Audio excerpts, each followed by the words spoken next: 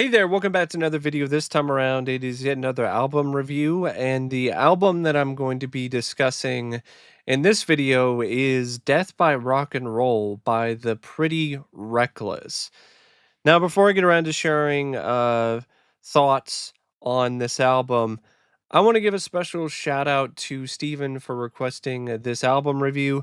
And if there's another album, film, TV show, or topic that you would like to see me discuss in the future, feel free to donate to either my PayPal or to my Patreon. The link to both is in the video description down below, and I will try to get to your request as soon as I possibly can. Now, this is the first album from this band I've ever listened to. Honestly, I didn't even honestly know anything about this band, and I did not even hear about this band until I was requested to listen to this album. The Pretty Reckless is an American rock band from New York. They formed in 2009. The first album came out in 2010. It's a band that consists of Taylor Momsen, who does the lead vocals and some rhythm guitar, Ben Phillips, who's the lead guitarist and does some backing vocals, Mark Damon, who's the bass guitarist. You've got Jamie Perkins as well on the drums. So that's the band, the Pretty Reckless. This album, Death by Rock and Roll, is their fourth studio album. It came out in 2021, and there were like three singles from it: Death by Rock and Roll, and So It Went, and Only Love Can Save Me Now. And when it came out, it got some pretty good reviews from a lot of different album reviewers.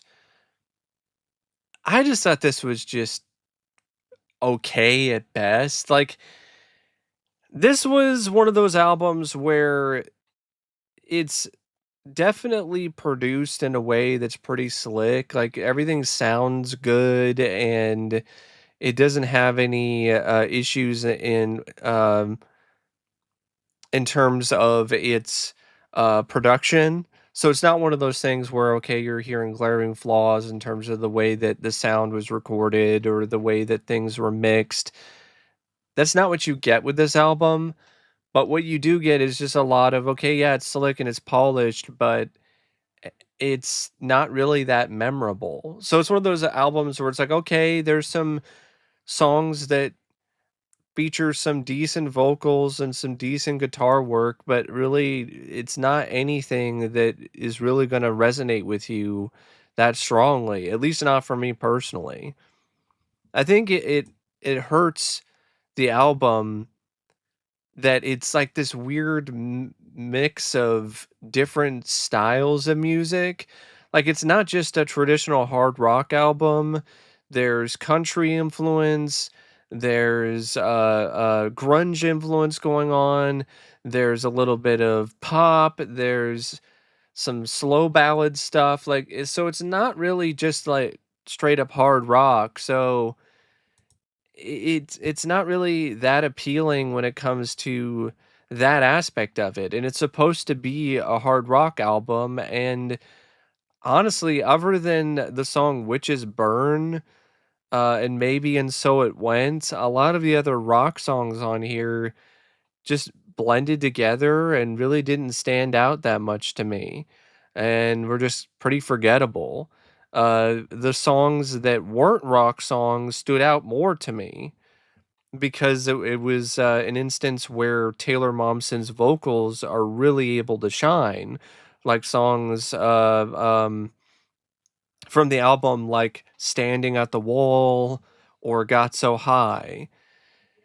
But the first track on this album is called Death by Rock and Roll. So it's the title track. And it's all right. The guitar work is fine. It's serviceable enough by I believe it was by Ben Phillips, maybe a bit by Momsen, but it's just one of those just kind of generic sounding hard rock songs from the 2020s or the 2010s or 2001. Like, there really wasn't a whole lot about it that really made it into anything that was that special.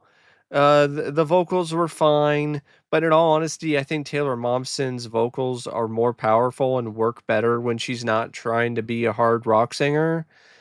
And she's just doing more stuff with slow ballads or acoustic guitar. Because a lot of the stuff where she's trying to be a hard rock singer, I don't know, it just comes across a bit posery to me, especially when she's throwing on this southern twang. So I'm like, okay, are you a country singer or are you a hard rock singer? Like, I know country and hard rock have been like really entwined as of late, but that doesn't mean that you have to just follow the same path as all of these other country singers have done when it comes to their hard rock songs. And then try to market yourself as a hard rock band, and then you sound no different than any of the other hard country songs that were on the radio at the time. And that's one of the first impressions I got. Is like, okay, I've even seen some people mention them as being punk, and I'm like, punk? No way in hell is this punk. Definitely not this album. This isn't a punk album.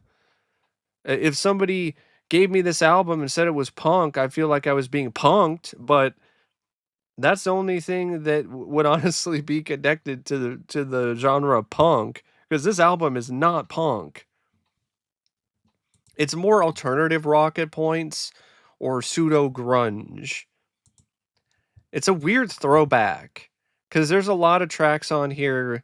Like for example, there's a track I believe, yeah, Only Love Can Save Me Now, 25, like those tracks those tracks really sound like something from the 90s. And even something like Witches Burn, it doesn't really sound like something from the 2020s. But Death by Rock and Roll, it's fine. It definitely does help that it's pretty short compared to some of the other tracks on here that I felt were pretty weak. So, there's that, but it's still not anything that I thought was great, especially when it comes to like the title. Like you would think, okay, it's gonna rock me. It's called Death by Rock and Roll, and it was just mildly rocking. Like it was a mild rock. I'm like, okay, all right. I can't really bang my head to this. Um, Number 2, in terms of the track list is called Only Love Can Save Me Now. This one features, like, Kim Tahill and Matt Cameron. I've never heard of either of them. I don't even know what they contributed to this track or what they added to it. This is another track that just kinda went in one ear and then went out the other for me. Like, I really don't remember a whole lot about this track other than, once again, Taylor Momsen is trying to sound tough and hard, and she sounds like she's from a country band. And the guitar work I thought was all right with this one. Um, and lyrics wise, that one was definitely better than Death by Rock and Roll. So I'll give the track credit for that, but still not what I would consider to be a winner. Uh, Track 3 is called And So It Went, which also features Tom Morello. This is the first track that I actually liked from the album. The first 2 tracks are just kinda tolerable, but pretty forgettable. The 3rd track, though, I liked, even though it has some moments where it's a bit cheesy, especially at the end where they're doing the whole, choir in the background of kids repeating, the chorus like it's, a track from Pink Floyd's The Wall. But other than that, like, yeah, not bad. I think it's meant to be a political song. If it's not, that's kind of surprising because that's the kind of vibe that I got from it. But I felt like Momsen's vocals were stronger here, and I just felt like the composition of the entire track, for the most part, when it comes to the lyrics and the guitar work and the drums and all of that, it was just it was just better than the other 2 tracks, and it had some points, especially in the chorus, where it was a little bit catchy, unlike the first 2 tracks, which I didn't find to be catchy, honestly, at all. The 4th track is called 25. This one is, like I think it's the yeah, it's the longest track on the album, and it definitely feels like it. It honestly feels like it's 25 years, long. It drags. It sounds like a B-side from some kind of, grunge or alternative rock band from the '90s. It's alright, but I it's not really my cup of tea, but I will say Momsen's vocals are pretty good in it.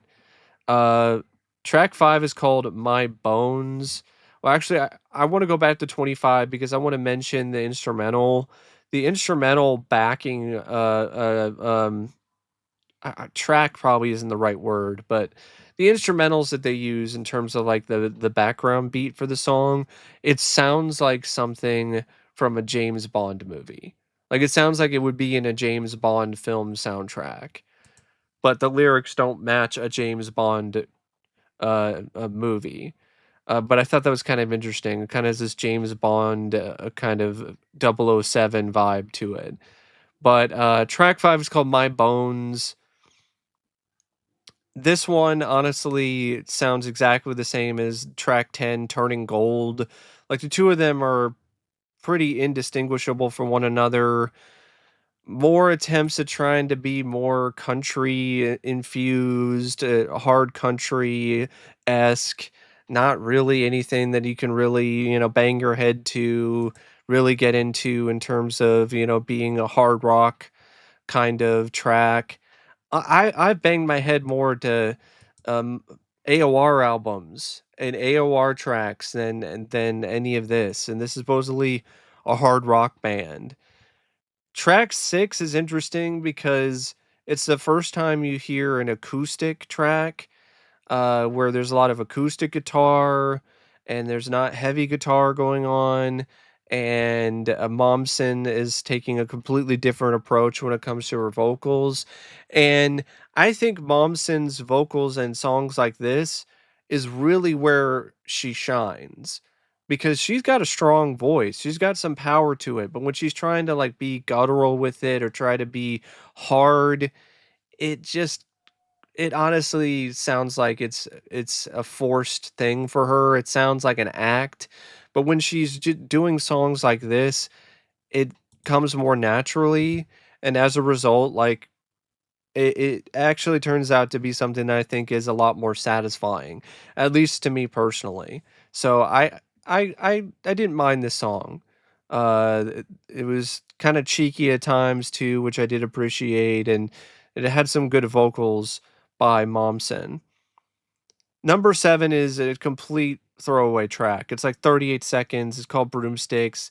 It's just Momsen, a bunch of other people in the band messing around, doing some witch stuff with like some stuff in post where they mess with their voices and alter it. It's a throwaway track, completely useless. It could be cut from the album and you wouldn't lose anything. But track 8 is called Witches Burn. That is honestly my favorite track out of this album, other than Standing at the Wall, which is track 9.